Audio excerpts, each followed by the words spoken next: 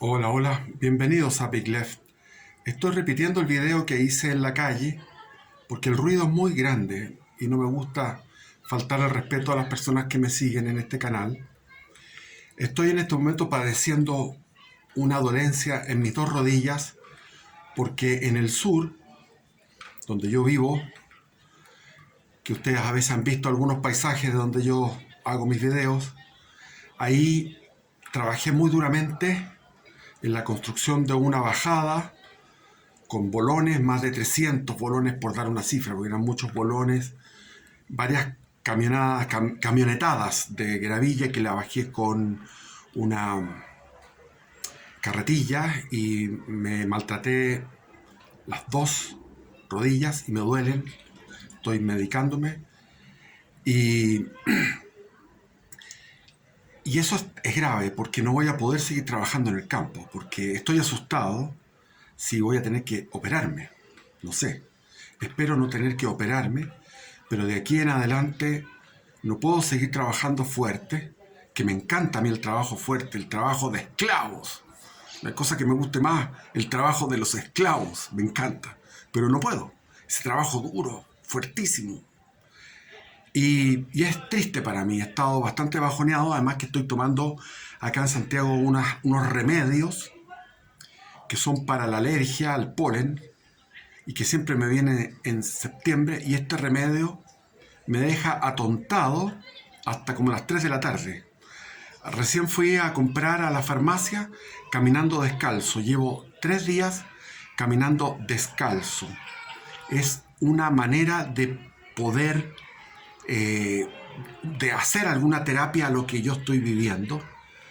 Y se disminuye el dolor cuando uno camina descalzo. Hay toda una cosa esotérica de contacto con un magnetismo, el magnetismo del centro de la Tierra, que es poderoso.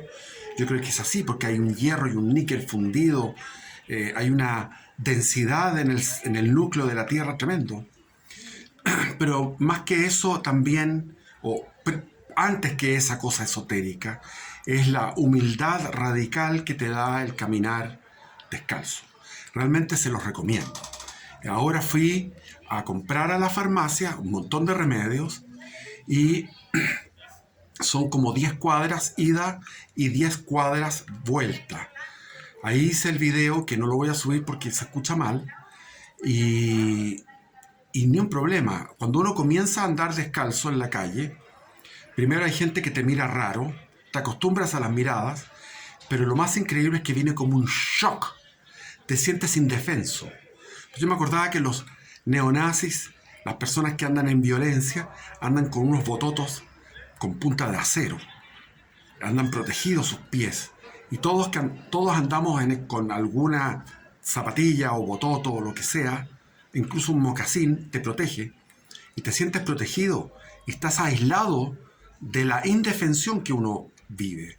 Entonces aquí hay un tema no de infancia espiritual, no de ser como niños, sino que ser como bebés, el bebé espiritual. Y ahí me acuerdo de San Juan de la Cruz, que luchó y lo metieron preso, los mismos religiosos de su orden, la orden de los carmelitas, lo metieron preso porque y él estuvo en una prisión en Toledo varios meses, como 7 meses, donde ahí escribe en circunstancias de higiénicas, de comodidad nula, porque eran prisiones muy duras.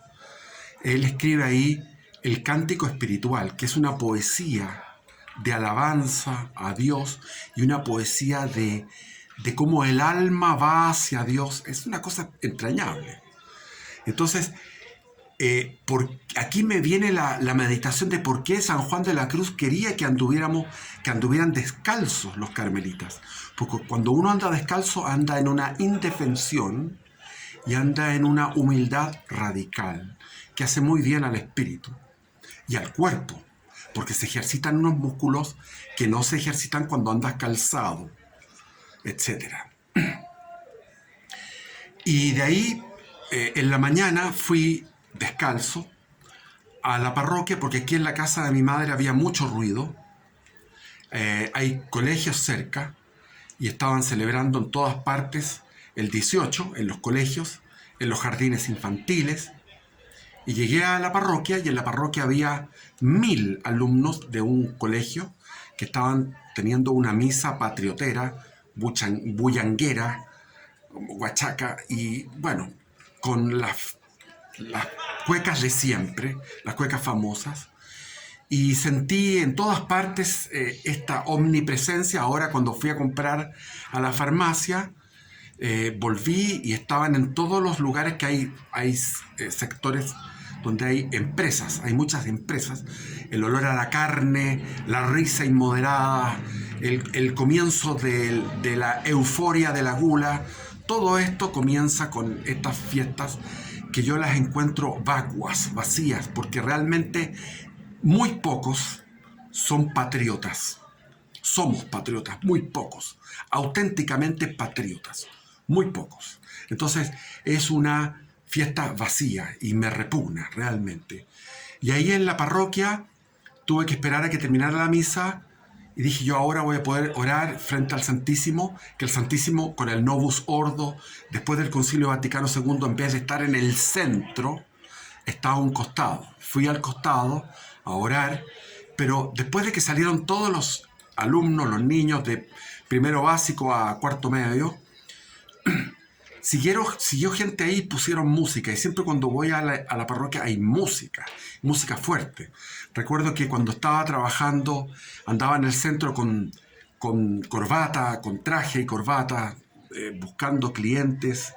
En un momento quise descansar y me fui a la iglesia del San Ignacio, donde está en la avenida San Ignacio con Alonso Valle, donde salió de ahí el famoso Alberto Hurtado y otros santos, porque el famoso Alberto Hurtado lo han elevado a la categoría de santo porque, bueno, se lo merece, pero es porque era un predicador del tema social. Hay otros que no son así, son de sotana y de silicio, y esos, como el padre Mauricio Riesco, santo, por donde se le mira. Yo me iba a confesar con el padre Riesco. Y ahí, en esa iglesia, ponían música también y yo quería orar. Entonces pregunté y me dijeron, el que está a cargo de esto es el padre Longueira, hermano de Longueira, el político. Y fui donde ese padre jesuita, le dije, por favor, ¿no pueden poner silencio? Por ningún motivo, me dijo. Yo no pongo silencio. Tiene que atener, o sea, me dio las instrucciones que yo tenía que, o sea, si quieres ir a orar, no se puede. Las parroquias son un lugar de ruido infernal, son un lugar de irreverencia, son un lugar de profanación. El sagrado, las sagradas formas de la hostia están siendo profanadas permanentemente por la irreverencia, la tibieza, el ruido, conversaciones destempladas. Entonces finalmente volví y aquí en esta casa había un ruido menor, tipo 11, 12, había menos ruido. Y pude, como dice nuestro Señor Jesucristo, cuando quieras orar, cierra la puerta y entra en tu habitación. Porque el Padre Celestial que te ve en los secretos, te escuchará. Cerré la puerta, no de mi habitación, sino que la habitación donde estoy ahora alojando, con ruido de la calle, con ruido de las fiestas, con ruido en mi casa, en esta casa, y al final invoqué a Dios y tuve un contacto, un diálogo pequeño de unos 10 minutos. No pude más. Mi mente se fue. El remedio que tomo para la alergia, etc. Y la psicósfera que es Santiago. Santiago es una psicósfera. Echo de menos el sur y tengo que quedarme aquí por la compra de pasaje y todo porque tengo un matrimonio de una hija, etc. Tengo cosas que hacer, inevitables. Y los pasajes suben muchísimo para las fiestas patrias. Entonces, duro todo esto. Y en el algoritmo me bajó la curiosidad por contactar, me llegaron unos cortos, estos shorts, sobre cosas de los hindúes. Como yo fui hindú en una época, 5 años, en la doctrina del gurú Paramahansa Yogananda, la Self-Realization Fellowship, y fui a un Kriya Yoga, y estuve presidiendo oficios ocultos del hinduismo. Entonces ahí, como estoy viendo eso por curiosidad, cómo están estos locos de los hindúes, me llegó, por ejemplo, Krishnamurti, el cual yo seguí devotamente como un hombre muy reflexivo, un hombre que habla de la conciencia, y su tema es la conciencia y cómo estar independientes de todas las religiones organizadas, de las jerarquías y de los credos. Entonces habla de una especie de iluminación donde el ser, cada ser humano, puede ser luz de sí mismo y no seguir a ningún fundador de religión. Y ahí se mete en el bolsillo a Cristo. Y cuando le preguntan sobre Cristo, él no habla a Cristo, no lo menciona, sino que menciona a Buda. Y fue bueno haber visto de nuevo, volver a través del YouTube, volver a ver a Krishnamurti, a quien yo leí muchos libros de conferencias, y que a mí en esa época, cuando tenía 25, 26, 27 años, me hacía mucho sentido lo que decía Krishnamurti. Pero ahora, escuchándolo, me di cuenta que era un farsante. Dice él que nunca ha tenido conflicto, no le creo. Y me viene el mensaje de Cristo. Cristo dice, no vine a traer la paz a la tierra, sino la espada. Vine a traer la guerra, la división. Eso dice Jesús, Cristo. El verdadero Cristo. No el Cristo deconstruido. El Cristo descafeinado que nos entrega Hollywood o que nos entrega la misma Iglesia Católica o los pastores evangélicos. Porque el pastor evangélico necesita tener su diezmo. La Iglesia Católica se muestra poco interesada por el diezmo, pero son cobardes, muy cobardes y muy buenistas. Entonces todas las prédicas son buenistas en vez de ir a la doctrina, al catecismo, a enseñar doctrina del evangelio. Doctrina, enseñar verdades. Dogmas, que los dogmas son luminosos, son bellísimos. No hay cosa más hermosa que los dogmas de la Iglesia Católica. En mi canal tengo un video que está como hace un mes atrás, donde hablo y enumero los dogmas de la Iglesia Católica. Bueno, y ahí pensando en el hinduismo tiene cosas muy acertadas. Por ejemplo, dice que hay una trinidad donde está Brahma, que es como Dios Padre, desde donde emerge todo. Después está Vishnu, que sería equivalente al Logos eterno, a la segunda persona de la Santísima Trinidad. Vishnu sería el creador. Ese Logos, esa razón, esa palabra, se puede asimilar. Pero después en la trilogía, en la Trinidad católica, cristiana, evangélica también, estos tres, está el tercero, que es el Espíritu Santo. Y para los hindúes ya suprimen el Espíritu Santo y viene Shiva, el destructor. Y Shiva es un personaje satánico. Entonces, como los ángeles caídos, que son genios, no resplandecientes, pero genios oscuros, estos ángeles caídos pueden tener la creatividad de acercarse a la verdad, pero desvirtuarla al final. Entonces la Trinidad hindú tiene dos que se asemejan a la Trinidad real, a la Trinidad eterna, a la infinita bondad. Pero ellos prefieren mil veces, bueno, porque es su labor de confundir, y generan en el hinduismo estas corrientes de meditación, de oración. ¿Por qué es tan atractivo el New Age? ¿Por qué es tan atractivo el hinduismo y el budismo a mucha gente? Porque la Iglesia Católica ha ocultado con vergüenza, o quizá por qué motivo, que no sé explicármelo, por qué la jerarquía, por qué no se proclama a los cuatro vientos que nosotros, que el catolicismo, el cristianismo, tiene la máxima expresión de la realización espiritual, que es el silencio enjundioso, lleno de amor, lleno de gozo, lleno de paz, lleno de alegría, lleno de una bondad que se va a expresar, de afabilidad.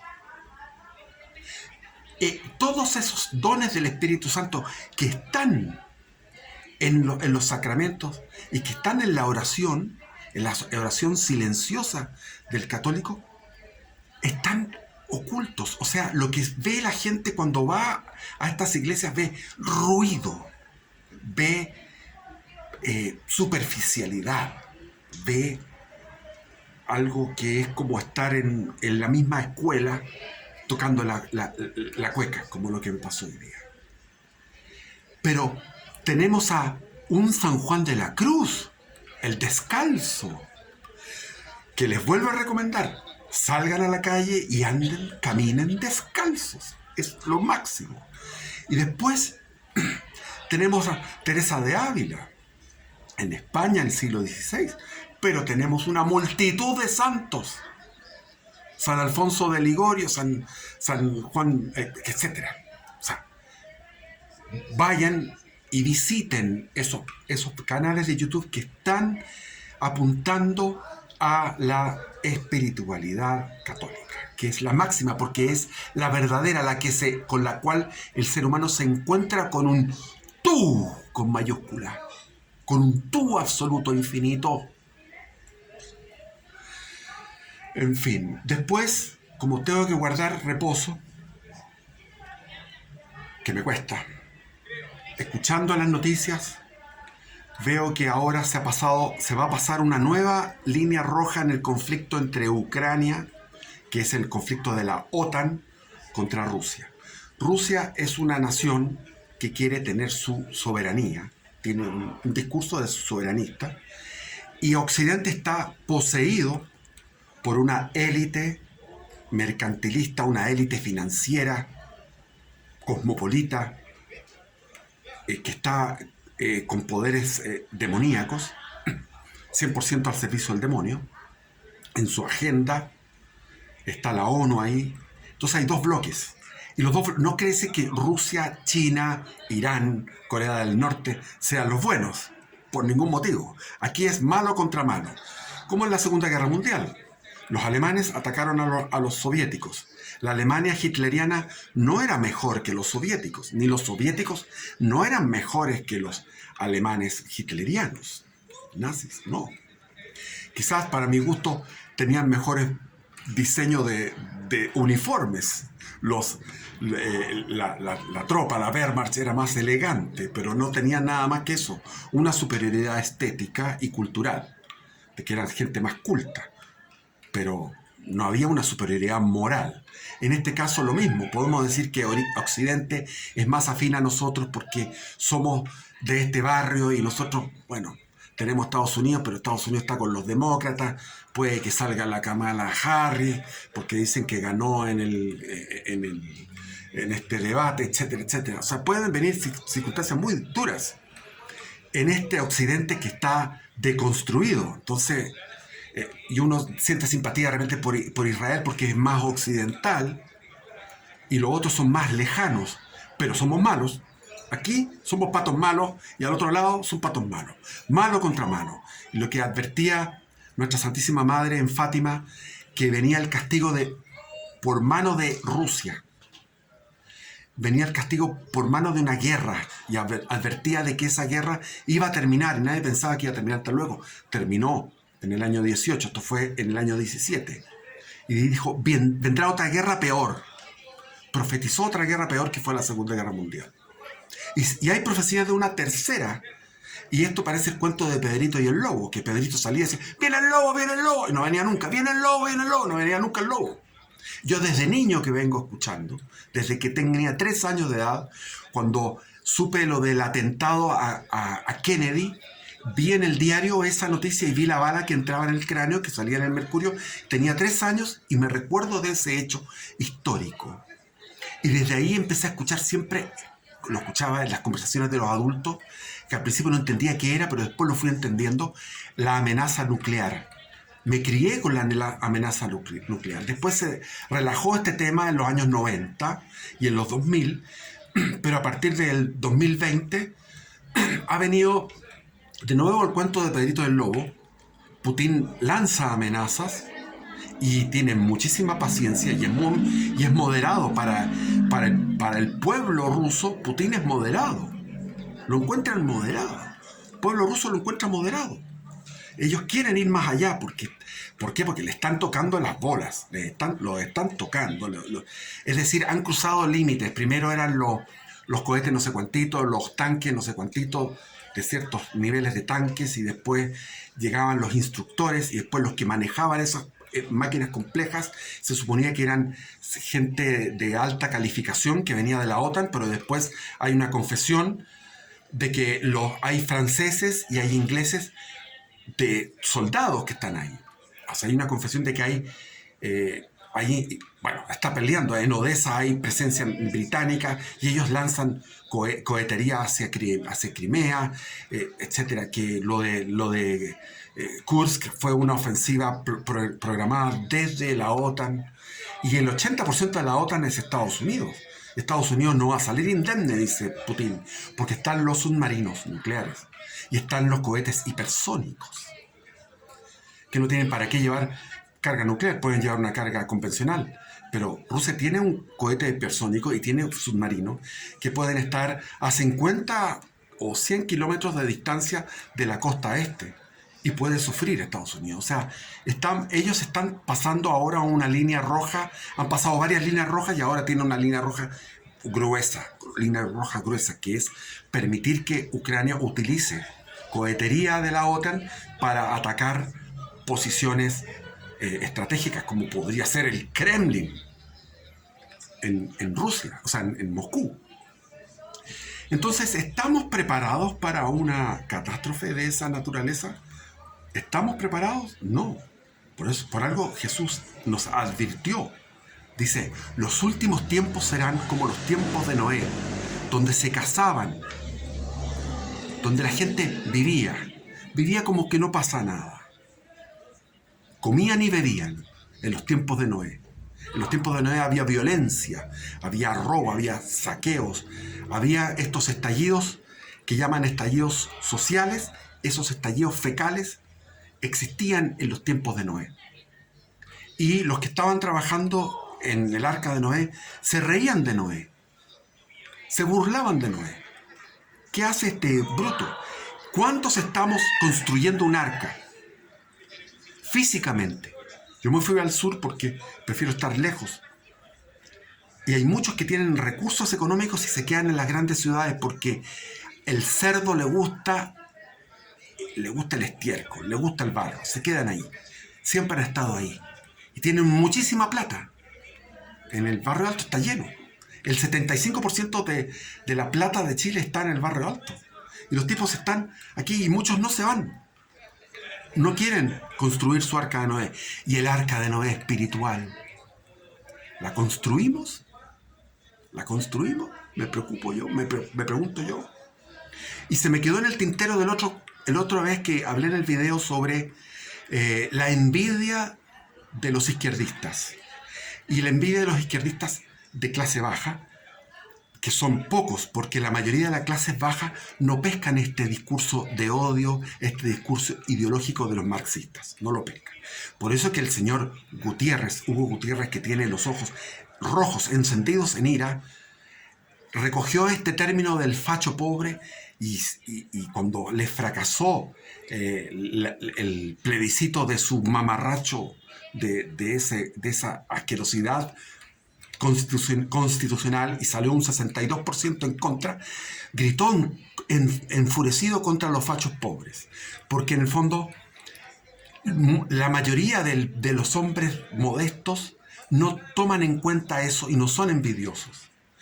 Y se me quedó en el tintero los ricos, porque está lleno de ricos, cuicos, los cuicos que le llaman, los ricos, que son de izquierda, son marxistas. ¿Por qué ellos son de izquierda? Porque ellos no pueden envidiar, porque ellos tienen de todo, no tienen nada que envidiar, ni de plata, ni de clase, ni de raza, ni de viajes, ni de nada. ¿Y por qué son marxistas? No por envidia, por vanidad espiritual, por narcisismo. Se miran en un espejo y preguntan, espejito, espejito, dime, ¿quién es en este país el más hermoso, moral y espiritualmente? Y el espejito les dice, el espejito marxista, le dije, tú eres el más hermoso, espiritualmente. ¿Por qué? Dice el cuico, el rico comunista, dice, porque yo comprendo a los indígenas explotados, a los pobres, a los obreros, porque yo entiendo a los pobres gays que han sido perseguidos a través de milenios por la homofobia, porque yo entiendo a esas pobres mujeres que tuvieron que abortar de forma clandestina y hay que apoyarlas porque están pasando un momento muy duro. Y yo tengo una sensibilidad social extraordinaria y soy bello moralmente. Eso se me quedó en el tintero y se lo mando ahora. Así es. ¿Estamos preparados? Construyamos nuestra arquita de Noé en nuestro corazón. Nuestra arca de Noé del corazón. Todos los días comunicarnos con Dios. Pucha, ¿qué cuesta? ¿Qué cuesta en este Santiago? ¿Qué cuesta en la ciudad? ¿Qué debe costar en Iquique? En Antofagasta, con la última vez que fui a Antofagasta. ¡Terrible! ¿Cómo se ha echado a perder Antofagasta? Cuando yo fui a Antofagasta el año 76 y no volví a ir, no, después volví a ir, sí. Pasé el año 85 y del 85 había pasado ahora el año 2020. La diferencia de Antofagasta. ¿Cómo se ha echado a perder? ¿Cómo se ha echado a perder Iquique? ¿Cómo se ha echado a perder todo el país? Y el mundo. Todo tiempo pasado fue mejor. Y hasta aquí llego porque, para no dar la lata, y voy a hacer el video de Agualongo, como sea. Bendiciones, viva Cristo Rey.